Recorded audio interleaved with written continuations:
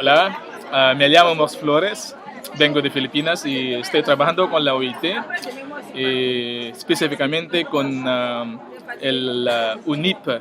UNIPP es una alianza entre los cinco agencias de la ONU, OIT, PNUD, UNICEF, UNFA y la Alta Comisionada de Derechos Humanos.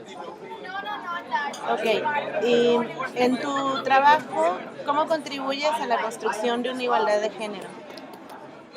Ajá, voy a hablar en inglés porque para explicar más, ¿no? In my work, I am contributing to gender equality and empowerment of women in a sense that UNIP, the program that I'm coordinating, and indigenous issues within the ILO, it's in the Department of Gender, and it includes issues related to equality and diversity. So in that department itself, we have indigenous peoples, we have migrant workers, we have LGBT, we have people with disabilities, and we have domestic workers. And in all these sectors, you will find women, especially indigenous women in this case, are the most marginalized and excluded. So as a coordinator of this partnership, I am responsible in ensuring that gender is mainstream in all the projects of UNIP. And UNIP is basically implementing international standards on indigenous issues at the country level. And this is very important because we have so many resolutions, recommendations already on this issue at the international level. But the most challenging issue is the issue of implementation. And UNIP was created exactly with that purpose, to ensure that indigenous peoples, especially the rights of indigenous women, is respected at the country level. Muy bien. Y en tu vida diaria, ¿cómo contribuyes a la construcción de una igualdad de género? I come from an indigenous community in the Philippines, and as any, I would say, indigenous community, we have a lot of important tradition, values, customs. However, we also have to accept that we have bad and harmful tradition that is marginalizing women. And I remember in my family, for example, in my community, most the people who go to school are men, and I happen to be one of them. So that when I was already in the university, my family, especially my father, because of an experience in the family wherein my older sister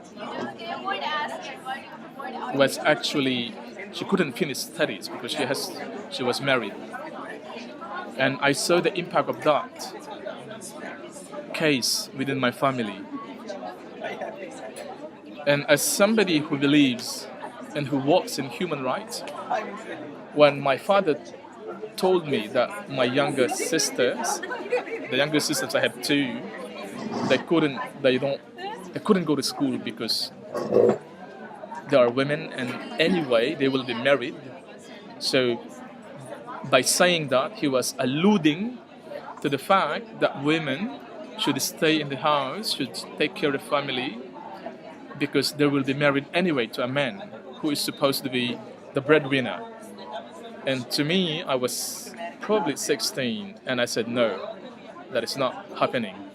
And I do not agree with that. And of course, it was a conflict internally within the family. It's interesting because I also asked my mother, what's her opinion? And her answer is, you have to ask your father. You see, because within a family, especially in this scenario, I know that women play a very important role in the community. They are the one who transmit knowledge from one generation to the other. They are the one who keep the tradition and the culture within the community, because most of them are married in the community. But at the same time, if there will be a tradition that is harmful to women, they are also the one who transfer that tradition. So I told her, I'm not going to do that within my watch with my sisters because I don't want them to live the same experience as my other sister because I have seen the impact. So I said no. So what I did basically was when I was going to university, I was providing them resources. I was basically sending money to my father so then he wouldn't have an excuse for not sending them to school because that's their biggest excuse. We don't have enough resources. So meaning within the family, if there is resources will be first put to men and not to women. That I don't agree. So what I did is I wanted to change that. So when I finished university, my sisters were finishing high school. And I also know that finishing high school is not enough for women. They have to go to university. So what I did was, to ensure that my sisters will go to university, I have to get a proper job. So that's exactly what I did. So I received a scholarship to study in Japan, for example.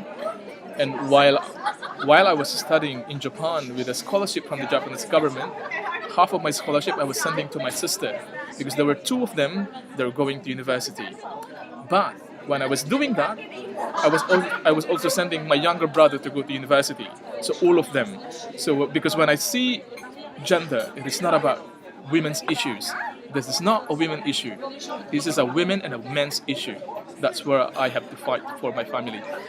So when I finished my studies in Japan, then I got a job in the UN, then finished university. So I thought, well, then would that be the end of the whole story? No, because I was quite sure that even if they are educated women now, most likely they will be married in the community. With whom? With a man that is not educated.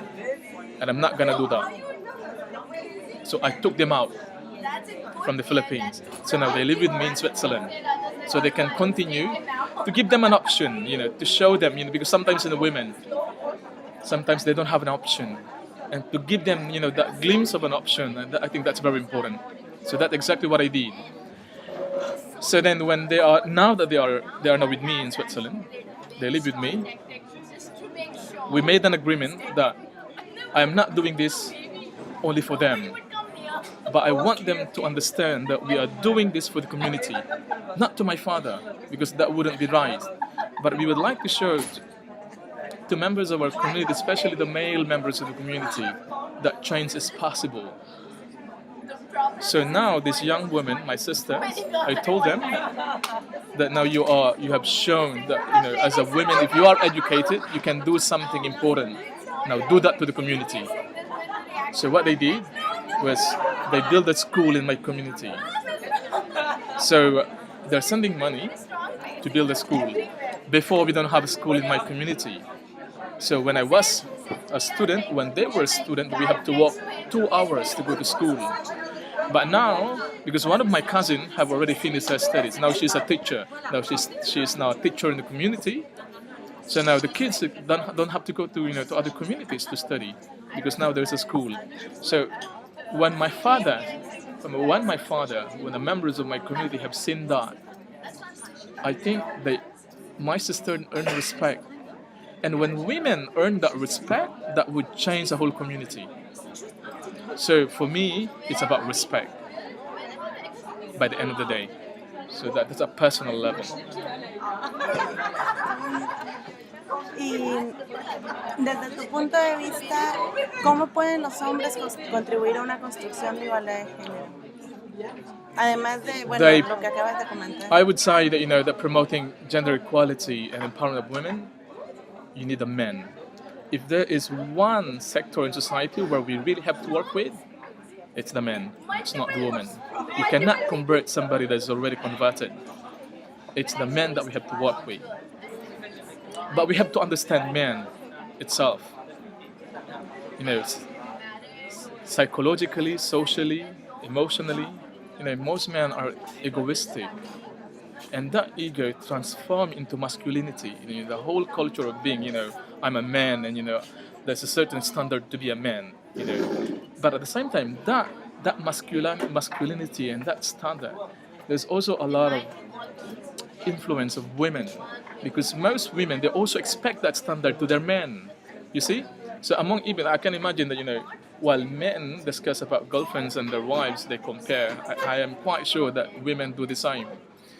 So so that's why when I mentioned before that that when we talk about gender, this is an issue for the whole society. So the whole issue of masculinity, we have to tackle that, in a very sensitive manner, because if you hurt that core masculinity of a man, that's where they become very defensive. And I think, and based on what I have seen, what I have experienced, men who are educated are not necessarily the people. Sometimes they are the one who is really saying no, because they don't want to change the status quo. Yeah. So sometimes we have to deal with the different sector of men. Yeah. Whether these are in the military, whether this is in the justice system, whether this is in the education. I will focus on education. It doesn't make sense to talk about gender inequality when you're already 30. You have to start younger than that. It has to start within the family. It has to start with the father and the mother. Because when you're growing up, you don't learn gender, or you learn gender first in the community. You see? So for me, it isn't that that formative stage of a person where you can really build on the whole principle of gender equality. If we have done that at that young age, I can tell you we won't be asking that question anymore in our age. Okay? So that I remember when I was a boy, they would tell me, "Don't cry." You know? When I was a young man, they would tell me, "You have to protect your sisters." I cannot even protect myself. Now that I'm an adult, they tell me I have to act like a man. How can I do that? I was never a boy. You see what I get? So the most important really is you have to start within the family, and then the education. At that primary age, we have to talk about sexuality at a young age. Bullying is a very, very important issue. At that age, a lot.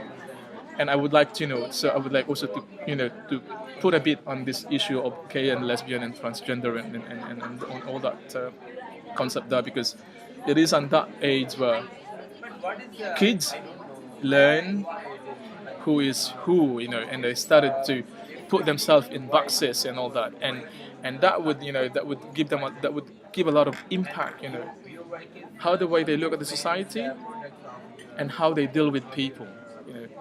At young age, when you say that it's okay to be a gay or a lesbian, that this is not a disease, this is not a sin, and this is not immoral. We won't be asking that anymore at this age. So my message is, yes, men, brothers,